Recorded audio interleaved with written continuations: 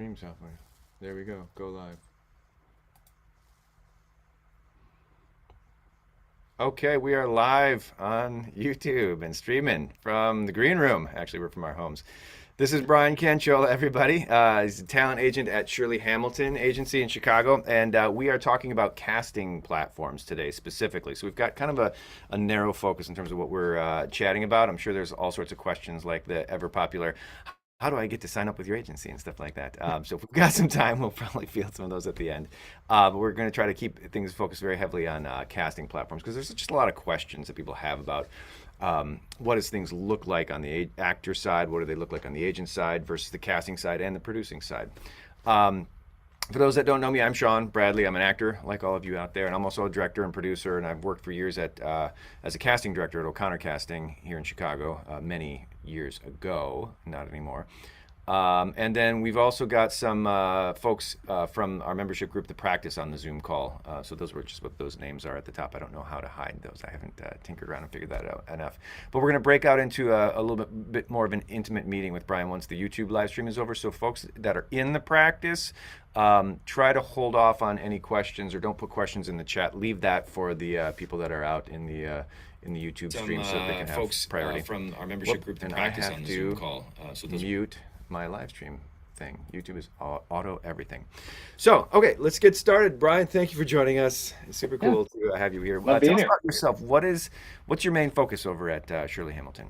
Yeah, so I've been at Shirley's for almost exactly 3 years now, actually just over 3 years. I started as the assistant back in 2019, and then I became the commercial agent mid-pandemic, July 2020. So I've been doing commercials for 2 years and however many months that is. Right. I lose track of time these days just as much as everyone else. So yeah, I focus on commercial, but our agency does commercial, TV, film, theater, print, voiceover. We do it all. We just have one person in each little area. And for me, that's commercial.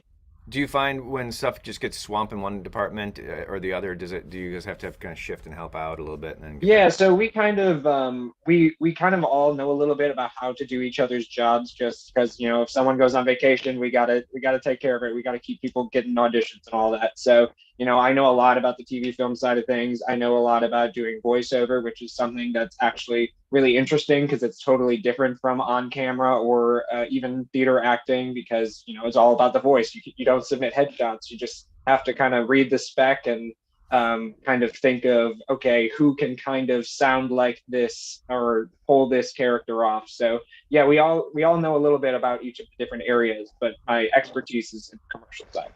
And you said something very strange. You said agents go on vacation? Yeah, apparently.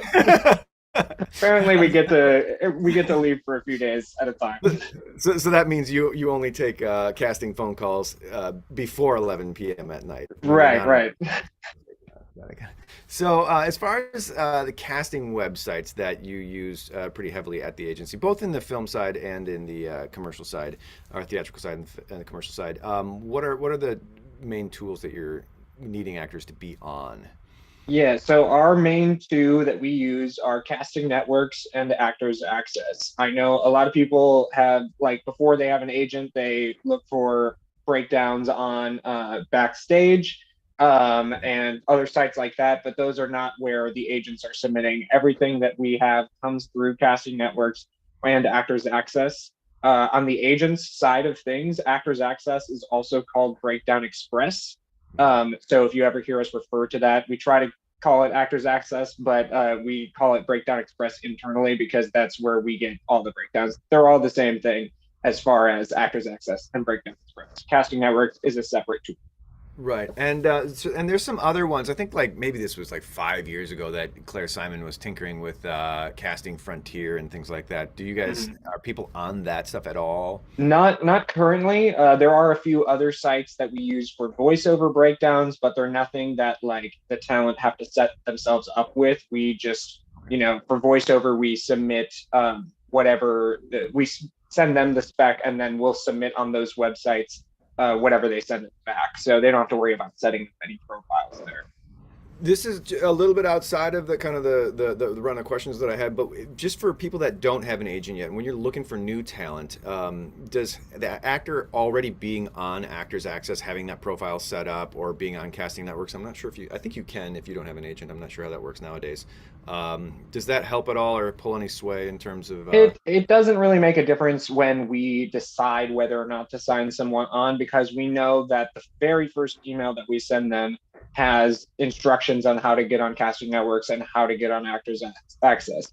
So really what we're looking for when we sign a new talent, or if they're submitting to us, is a website is great to have, a reel, an acting reel, or at least monologues. We love to see a reel because it's an actual performance. But if you don't have enough stuff for a reel, just some basic clips and some monologues will do.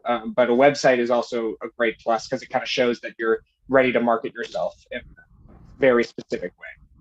I get this question about reels versus clips versus just self tapes, a whole bunch. What would you rather, if you're looking for a new talent, would you rather see a great performance on a self tape in front of a black backdrop just like that, or a bunch of indie film stuff that's kind of?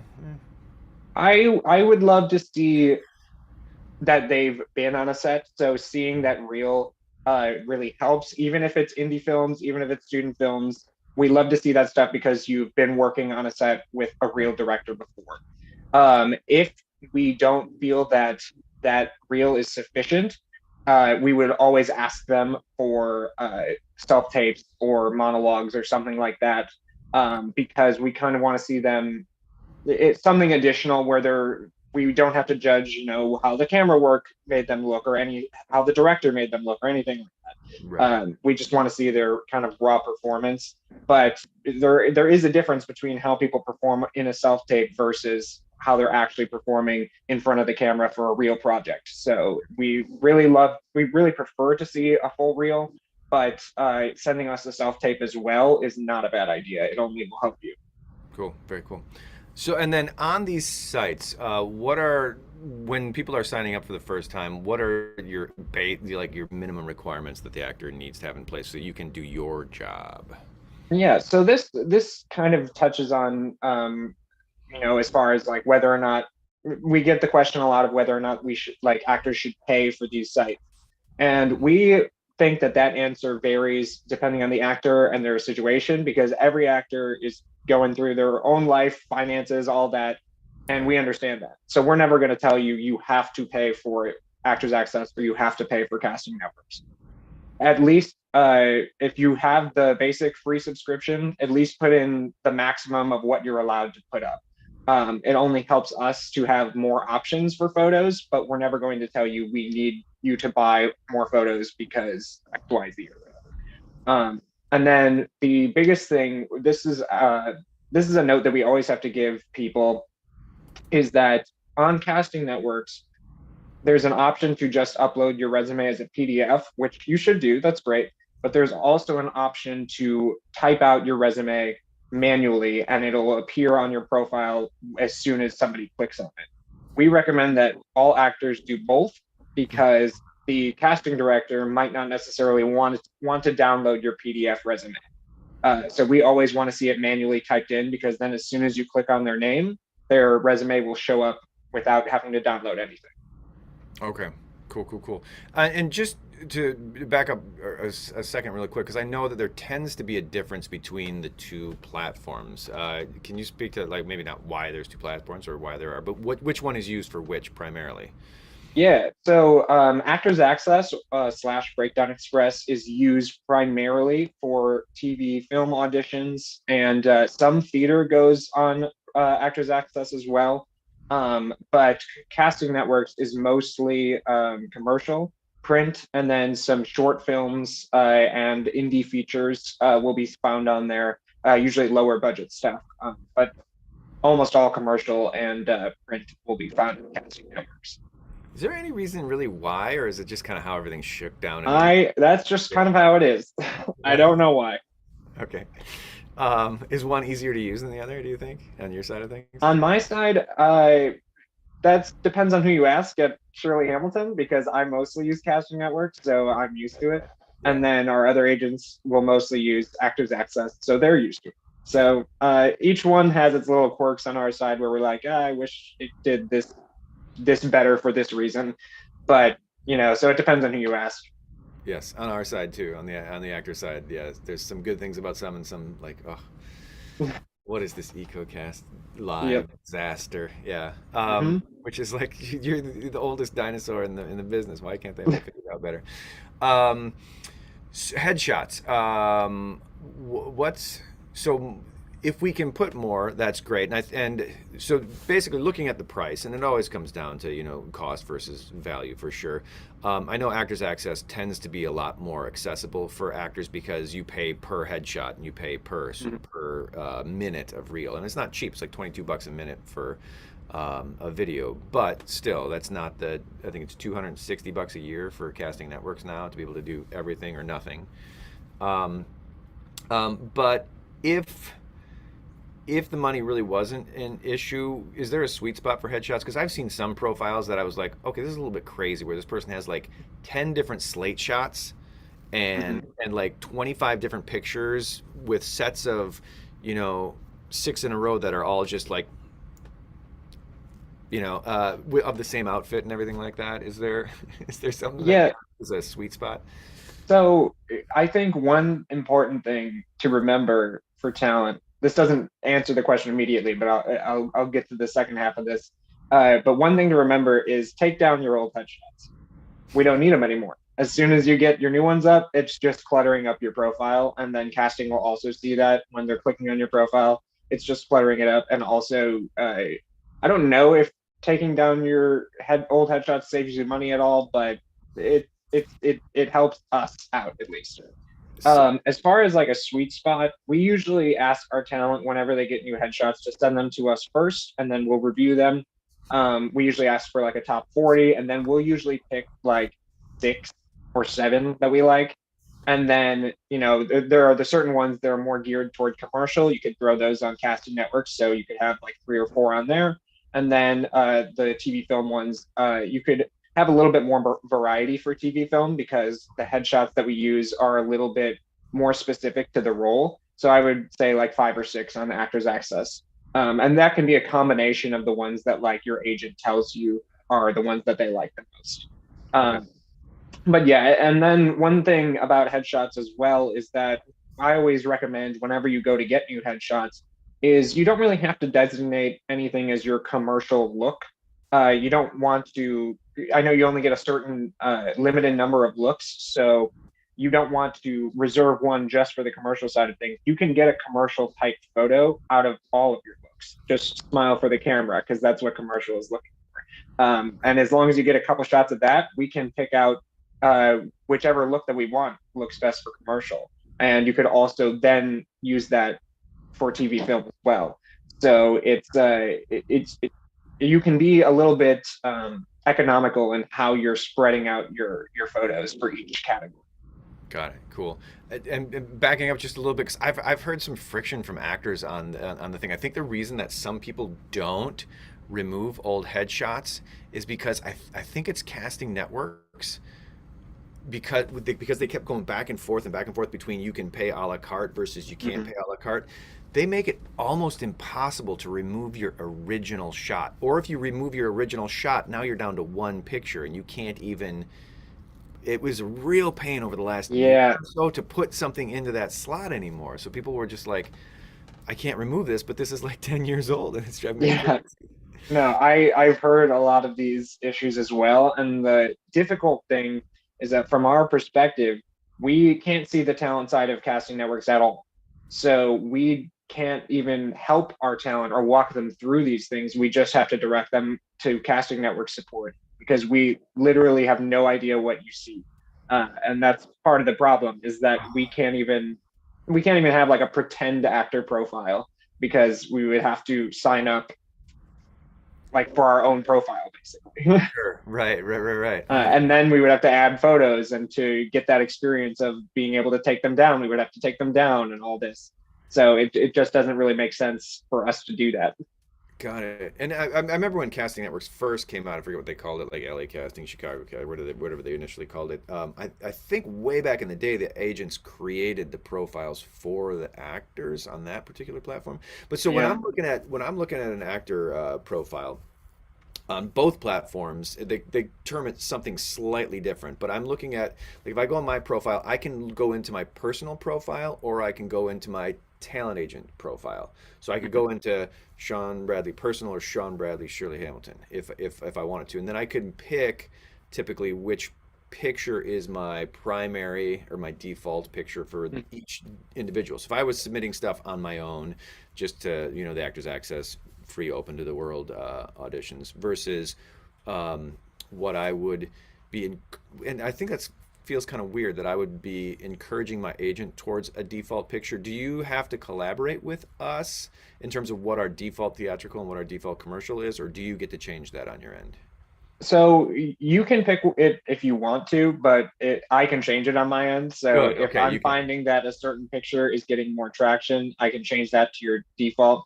But I can also change your photo per submission. So if there's a project that wants an edgier look than your commercial smiling headshot, I can change it just for that submission and it won't be your default. So casting will see it as the default for that project, but not all the time.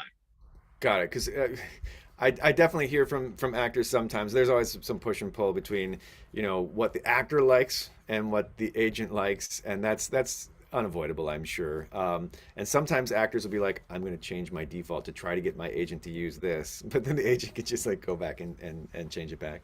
Yeah. Yeah, I mean, we don't have like we haven't had too many of those situations where like the actors really tried to push a certain headshot, but I know from every one of our actors which one of their headshots is getting them called in, and that's just the one that I use most of the time, unless the project is specifically asking for something different. Commercial's pretty broad though, so I usually use the same headshot for every commercial project, but on Actors Access, I know our TV film agent Nora, she changes headshots, the default headshot all the time because it just depends on the project. Got it. Um, so I didn't I know I talked to you a little bit about what we might talk about, and I didn't even think about this one, but the you kind of mentioned slightly metrics. Does it measure metrics to be like, oh, Sean got called in, you know, 50% of the time using this headshot and like 5% of the time using this headshot? Unfortunately, no. It only tracks whether or not you get. This is another interesting thing is that casting networks only manually tracks whether or not you get a self tape request, and not all auditions are self tapes. Interesting. So most of the time when we're getting in-person audition requests, those are coming via email from casting. So those aren't tracked by your submission report on casting networks. So Uh, they're not using the scheduling software embedded into the thing. Typically, sometimes for Zoom auditions, they'll use the scheduling software, but typically most in-person and some Zoom live auditions that are a schedule will just come directly from casting over email. So it does. Okay. So I can speak to that, having worked at O'Connor. The reason that we did that and I was back like at the onset of all this stuff, is because scheduling a commercial audition is such a Mhm. different, ridiculous beast than scheduling a film audition. Like bringing one person, I can go every 5 minutes or every 7.5 minutes or every Right. 10 minutes. But to be able to have a day's schedule where I'm doing 5, 10, 5, 10, 5, 10 minutes, spaced out. So we're getting people in, roughly in 7.5 minutes, but I'm doing it as pairs of moms and dads. And then we shift to a 3-person family thing. And then I shift to just like 5 minutes a pop for three Yep. people all at once. Then I shift to 5 minutes pop for singles and then 10 minutes for, it's just throughout the whole day. A lot of the casting software, like casting networks and the scheduling stuff, just didn't really mesh. They didn't give us the ability to move stuff around or move chunks and Mhm. blocks around like you can in an Excel spreadsheet. So I assume that's why they're still doing that then. Yeah, and ultimately it's just quicker communication between us and casting. We can know conflicts easier, we can make changes easier, stuff like that. So I'm fine with the email stuff. The one thing it just doesn't track it on casting networks as easily. Interesting. So I want to skip ahead just because we're talking about scheduling. And I asked my talent agent this today too, because I was just curious. I'll get an email that says, hey, you've got an audition. And or it's like, especially if it's a self-tape, you got a self-tape that's due tomorrow or 2 days, let's say 2 days from now. So I'm like, okay, I'm looking at my schedule. I can submit this self-tape. I'm not gonna be able to do it today, or I won't be able to get to it tomorrow, but I'll get to it tomorrow, like at 11 o'clock. So I'll send them an email back that says, yeah, confirmed, I'm good. But I won't go into casting networks, and I think I've been a naughty actor doing this. I wouldn't go into casting networks and open it up and confirm there until I actually was started submitting my self-tape thing. And she was like, "Oh no, it'd be great if you could go right in there right away and click that too." And I'm like, "Well, can we just do it through there?" She's like, "You could just do it. We could just have you confirm through there, but they prefer me to do both, email them back and confirm in there." But she did say if you could spread the word to have everybody confirm on the casting platforms too, way before you start working on the self tape, that would be helpful for them. What is the workflow at your place? Yeah, so it's pretty similar. Whenever I get a self-tape request through casting networks, I will first send everyone an email, and then I will forward them all the request on casting networks. Right. And I like the email responses because I can keep track of them easier on the way that I do it. Okay. And then I don't get the one thing is that I don't get notified when people confirm on casting networks. I would have to go in and look and refresh and constantly be refreshing. So that's why I like the email correspondence. But for me, would it be great if everyone could confirm on casting networks? Sure. But Yeah. I also almost always, when you send me your email back, will immediately go in there and do it myself. You will. So, And, yeah. and I don't know if you know this, but when the agent goes in there and confirms on casting networks, it doesn't reflect on our profile. Mhm. We don't come up as confirmed on our end, so we don't even know that you did Yep. that. It's just like casting networks, if you're listening, send notifications to agents and make this thing work easier for everybody. Yeah. Okay. Interesting. Interesting. So swinging back to headshots. Um, do you actually spend a whole bunch of time? Is it hard for you to pick which headshot to do, or do you just kind of fly through it? You know everybody's headshots already, and you can pretty much quickly pick what. Like when I'm submitting on a project and I already have gone. I think it depends on whether we're talking about when I'm submitting on a project or when actors send me headshots to look at and to pick Submitting out. on a project. Submitting on a project. Is it just Yeah. like fast and furious and yes, yes, yes, yes, yes, Yeah, yes? when I submit on a project, I know exactly which headshot I want to use Okay. for every single person. Awesome. It's great once you get to know everyone. I know, right? And then any best practices for photos and how they appear on the platforms? Is vertical better? Is it better than horizontal? Because it seems to me, and I know on Actors Access you can choose and crop your thumbnail, and that comes into a vertical thing. So you could crop in on a horizontal headshot and do a vertical thing, but it doesn't happen on casting networks, I don't think. Do they do just the white pillar bars above and below? And does that make us smaller? Yes, Screen vertical is great, but I can crop them on casting networks. I don't know if you can, but I can. Oh, really? Okay. So if they come in pre-cropped, that's great. So I don't have to do anything. Okay. And then another thing is that I personally don't love headshots that have your name written on them because it just takes up space. And it's not your face. And so it's year 2001, yes. yeah. So I will go in, and if somebody has put up a shot where like they have like a border with their name, that's fine. I'll crop out the thumbnail and make it look pretty. But I can do it. I don't know if you guys can. No, I haven't seen the way to do it. I think I might have to do it before, and I might be wrong. If anybody knows, let me know. Video is there's always been the rumor out there amongst actors, and it might be true, that profiles with videos on them get pushed to the front of the list. What that casting winds up seeing. Is that something that you want actors to have on there just for the sake of having video on there, or is it just tool dependent? We want this video so we can push this. So I don't know if it's true that casting sees profiles with videos first because I can't see casting side. So that's a difficult question. For us, way back in the day when it started, that was the default setting, but we could also, because there were so many people that were multi-listed back when I was casting, we would always we had the option to sort in different ways. So we would always sort alphabetically so that we would see duplicates come up right away of any actor who had multiple agents. So. Yeah, so as far as videos go, I know on casting networks, you can attach videos to the credit themselves. So if you have typed out your resume manually, like I mentioned earlier, you can then take that credit and say, okay, this was my performance clip from, say, Chicago Med. This is the clip. And then casting can see your resume and it'll have a little video symbol, like a play button, and they can click on it and they will see what you did on Chicago Med. That's what I love. And those are internal links, right? Those are Yeah. videos that you paid to have there. You can't link externally. I think every actor's Correct. trying to link externally to their website, and they're like, they kill all the links. You can't do it. Yeah. Yeah, Actors Access, you can't do that. They just all show up in a bin at the top, and that's fine. We love having those clips, especially on Actors Access, because for TV film, they're looking for a lot more than just your resume. And for commercial, the casting director kind of already knows everyone that I submit all the time. Whereas for TV film, we might be pushing you out to LA, and they haven't seen you before, and they want to see what you can do. So having lots of videos on Actors Access is great. I don't recommend putting up videos that are self-tapes on your profiles. Right. I think they should stick to performance videos and reels. I don't think it's worth it to put up a self-tape because they're already asking you to self-tape. Right.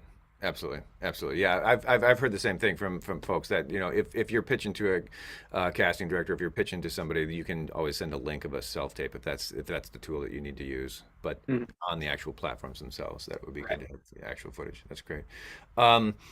And then you already covered resume stuff, but I had written to you a while earlier that I assume that people get a little bit lazy in this category, and agents oftentimes send mass emails out to their talent that says take the time to update that resume on a pretty regular basis.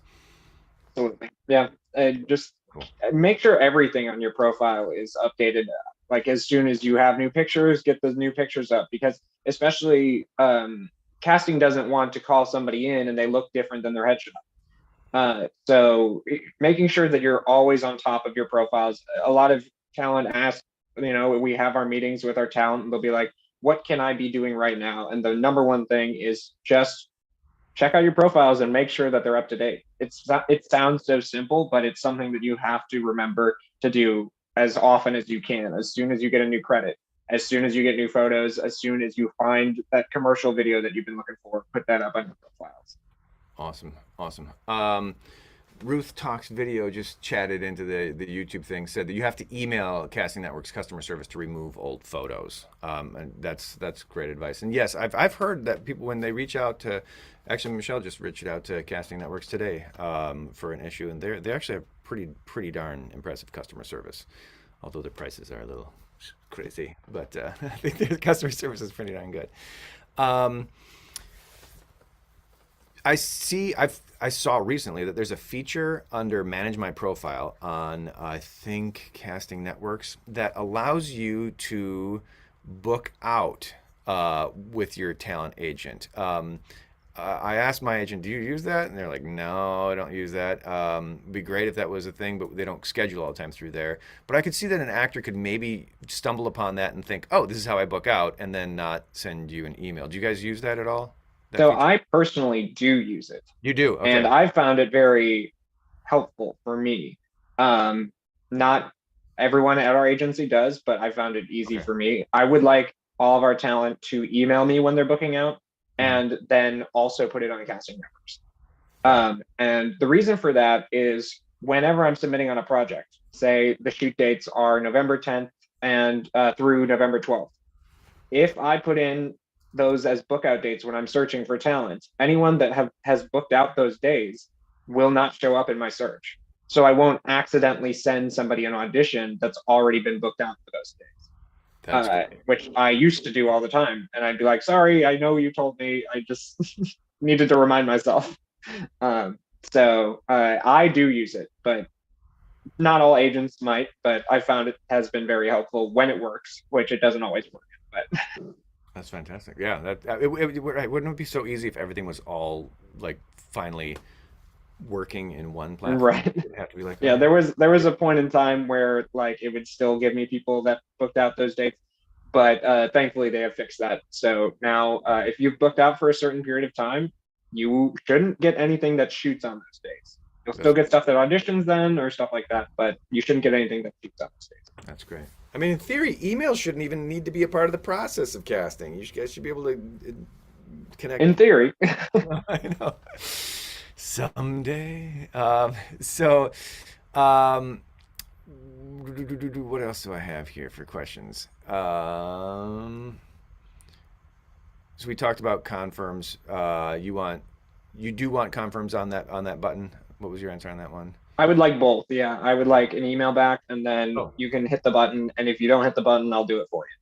This is actually a question that kind of prompted this whole idea of this discussion. Actor submits their self tape. Do you get notified when we submit a self tape? And do you preview them before they get pushed on to the next step, which would be the casting office? So I don't get notified when you submit. So I do like the little emails that like tell me like, oh, I submitted. I can see all the videos that have been submitted and I can watch them back. I personally don't have enough time to watch every single one because of how many auditions I get on the commercial side of things.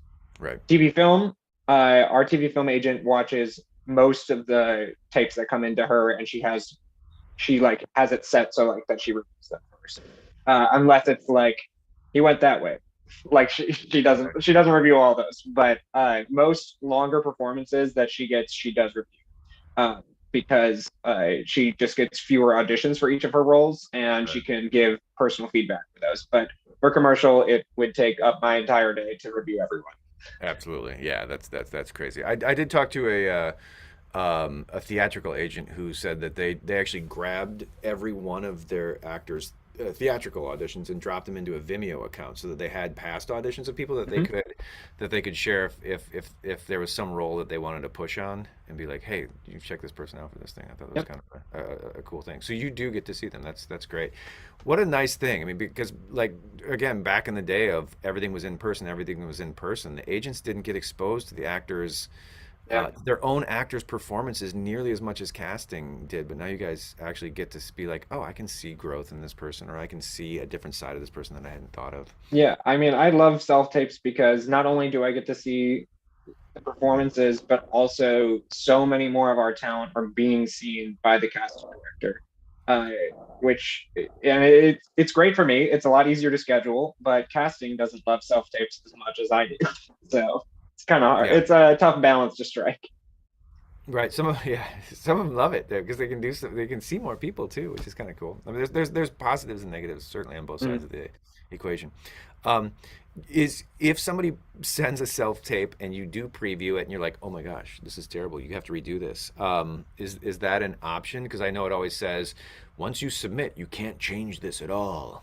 Well, one thing that I do get a lot is I get oh, I forgot something like that they asked for in the instructions. Yeah. And usually that's just I'll email them the video, and either they'll take it directly over email or they'll send me a new retape request, which is just the same thing over again. So it's no big deal. I just send them an email directly. It's just like a minor inconvenience, but it's fine. I don't care. I know it seems like such doom and gloom. Be like, are you sure you want to send this tape? Right. I'm not sure about your performance right now. It's like the kid. It's just like shaming you before you even click send. There is, I forget which one it's on, but it might be on both of them. When you submit your videos, you can submit photos, I think, on casting networks as well. And then there's always this little box that says notes. And then on one of the two, it says, casting will not see this note. Only a representative will read this note. And I think I was talking to, I forget which casting director, and they're like, oh no, we see those notes. Yeah, I don't know why it says that. They do see them. They do see the notes. Mm-hmm. But did you know that it says that they don't see the notes on our side? I also knew that. Yeah, I don't know why it says that. That's good to know. That's crazy. Is there anything we should be putting in those notes? Conflicts. Always conflicts. Because sometimes people will write a conflict in that box that they didn't tell me, and then casting will come to me and they'll be like, hey, this person wrote down a conflict, but when you confirmed them, you didn't say that they had any conflicts. Can you clarify that this is the truth? So I'll get that sometimes. But yeah, if you don't write anything in that box, especially like for a self-tape, because for self-tapes, I don't confirm all the time over email with casting. So if you don't write your conflicts in that box, casting won't have your conflict. Oh, really? and That's where it's they'll all just tracked. assume, yeah, they'll just assume you're available. So I always remind my talent all the time, put your conflicts in that box, no Okay. matter what. Very cool. What about, is there any value if it's like for some commercial where this dude's doing construction and I'm like, oh, I actually know how to, do real plumbing and I can frame a house. Should I put those notes in there or not? Or is that like you're trying too hard? I think you can put it in there if it doesn't ask in your slate for any of that information. I always say put it in the slate because they'll hear it right away and they'll know, okay, this person's actually done this thing before. But if the instructions are very strict as to what your slate should be, then I would say save that for the notes. So it really depends on the casting director and it depends on the project and what their instructions actually say because you don't want to give them too much if they don't want it. Got it. Got it. This is Chicago specific because I know we have some folks that are on the call that are from LA or New York and everything too. But Chicago. So it's talking about specific Chicago offices, like PR casting almost always says label your takes this way. Give me slate and then scene one, take one, scene two, take two, or scene whatever it is. Same thing with Simon casting, although she's changed her naming format slightly in about the last 2 or 3 months, which is just use writing scene instead of S1, T1. And then Cargie Ross is almost identical as well. And then O'Connor casting doesn't really say anything. They don't say split it. They don't say we want separate takes. They don't say any of that jazz. So I just produced and directed a project which I hired O'Connor Casting to do the casting for, and as the director, my experience was some people split them up and some people put them all in one take, and I hated it when everybody put it all in one take because I wanted to be able to skip around faster. So I Mm-hmm. don't know. Have you heard anything from O'Connor in terms of what their favorite is? From O'Connor specifically, I don't think they have a specific favorite. I know they're reviewing through casting networks, which is Okay. different than if you're reviewing on EcoCast or something like that, Right. because EcoCast will split up based on that file naming format that they give and stuff like that. Okay. Yeah. So if it tells you how to name your file, absolutely name it that way and split Right. them up that way. Right. But yeah, no, I they haven't told me specifically that there is a favorite style, and that's probably why they haven't put it in their instructions. Yeah. Because they put in a lot of stuff in those instructions, but if it's not there, that means that I don't really mind. They do. I mean, we had hundreds of people to go through, and I was like, I want to skip past your slates. Please let me see what your scene one is right away. Yeah. So it was eye opening for me as an actor, seeing it on the other side of things in that particular casting platform. Um, both platforms have self-submission opportunities. Is there any coordination that you ask of from actors if somebody is getting those things, whether it be like a short film versus, I would assume so if it's a commercial, you're like, let me know, let me know, let me know. Yeah, Or, absolutely. If it's a commercial, definitely let me know because you never know in those usage details when there might be a red flag or something like that. You always want your agent to review commercial opportunities. For like lower budget films and or short films, something like that. Uh, I would ask your agent if they got it or if they already submitted on it. And if it's super low budget, they probably just didn't get it at all. Because there's a lot of breakdowns on the actor side of things that we will never see because okay, they are not paying for a casting director or they're not paying for agents to see it. And there are a lot of breakdowns on our side that actors will never see because they're not released directly to actors. got it. So sometimes I would just recommend if there's something specific you really want to submit for, ask your agent first if they submitted or if they even got it, and then they'll tell you whether or not they got it and whether or not they can submit on. There are certain things that I might receive, but I might not necessarily have submitted on it because it's a commercial where it's somebody that specifically needs to have diabetes, and I don't have that information. Right. Sure. So then if you email me like, hey, I fit the description for this, then I can submit you because then I will have that information. Sure. There's Okay. just certain things like very specific commercial opportunities where I can't search for it on casting networks because it's not an option. But I always recommend all those little special skill boxes, all the little I own this type of car, I have this kind of pet. Fill all those things out because I do use those occasionally for commercials. Gotcha. Okay, so I have some questions from some actors, and I think we'll probably go a little bit long with the YouTube thing, and I'll promise to everybody in the practice I will get you guys up on screen in a moment. But Karen asked, concerning an acting reel where you do a majority of commercial work versus film or TV, how can you build a reel that encompasses both a shorter amount of film and TV commercials? Are reels blendable, or should you just use what you got for TV and then use what you got for commercial? I think it's nice on my side of things to see two separate reels, like a commercial reel and a TV reel. I don't really care how long they are. I just care about the content. If it's 3 or 4 minutes long, that's a little bit too long. But if you have like a 2 minute commercial reel and a 1 minute TV reel, that's fine. I just know you can do both, and I can see performances for them.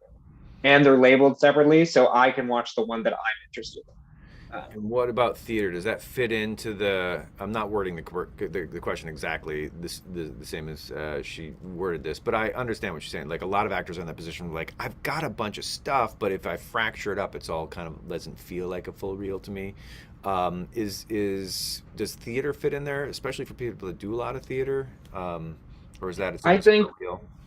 I think when you're submitting to an agency, you can add in theater performance stuff. You can make it separate, or you can lump it in if it's just like a short clip.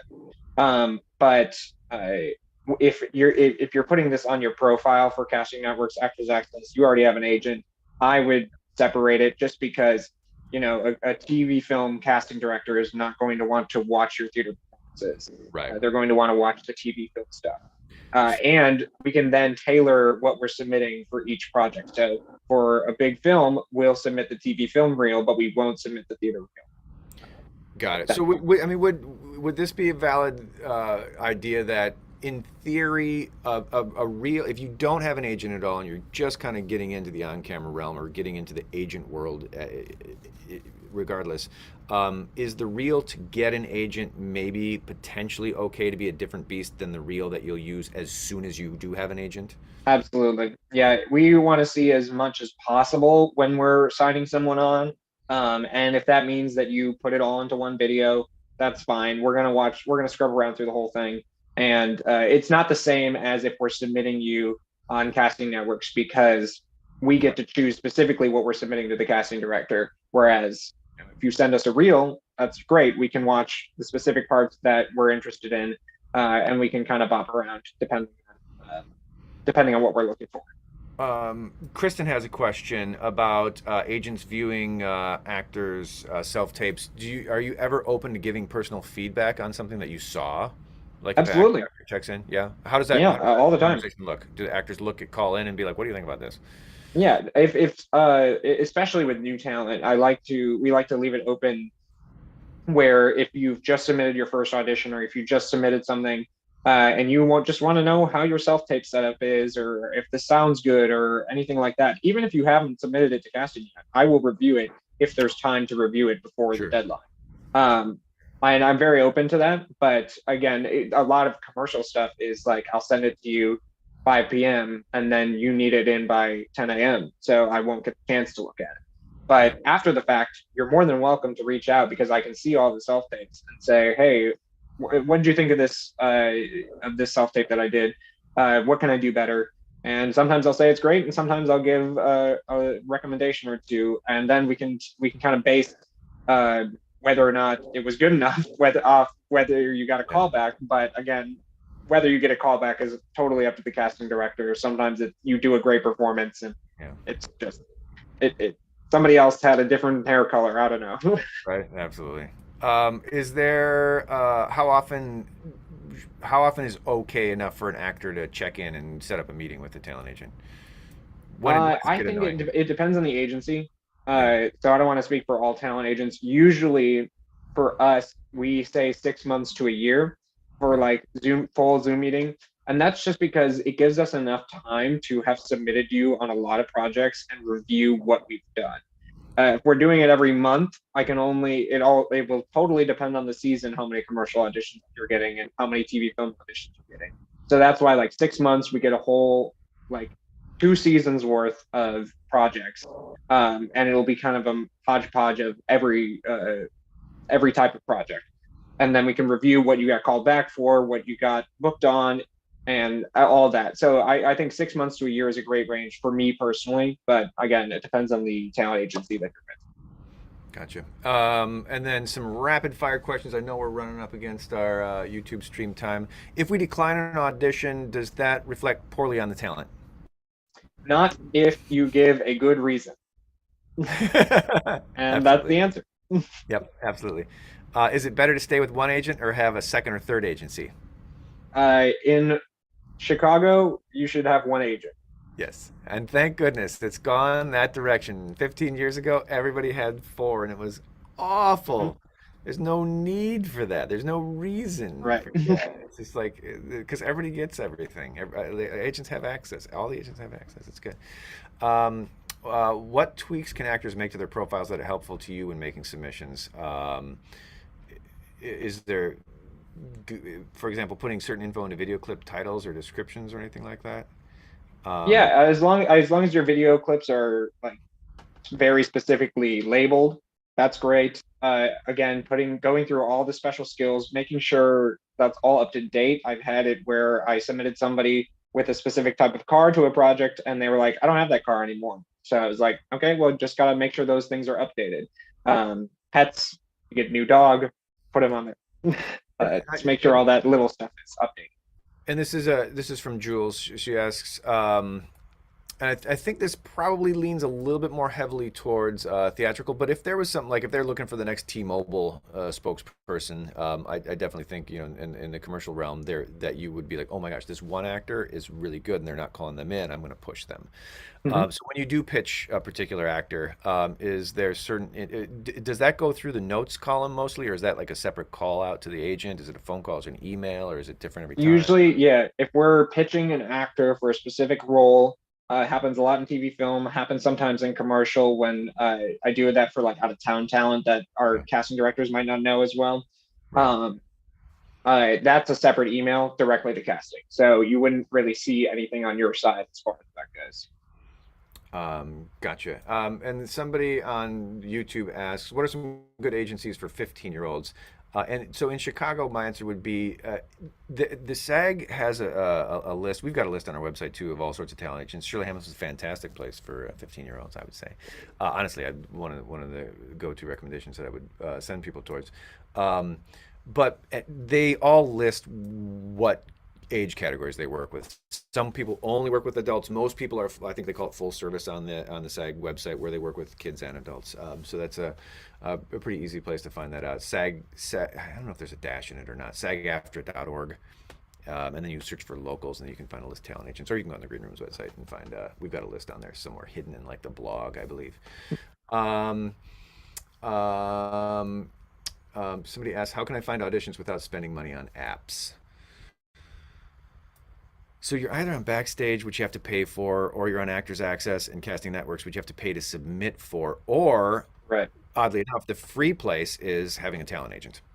Correct. That's the only answer. Pay at the back end, because yeah, right, yeah. Otherwise, Craigslist, but you got to make sure that you're vetting that stuff well, because you don't want to be finding somebody who wants to see somebody in their underwear in a hotel room. Be very careful about commercials. And I would never. I would be so hesitant to take any sort of commercial work without having a talent agent, or at least like talking to a talent agent to be like, can you look at this and make sure that I'm not giving away my rights for my future career, for sure. So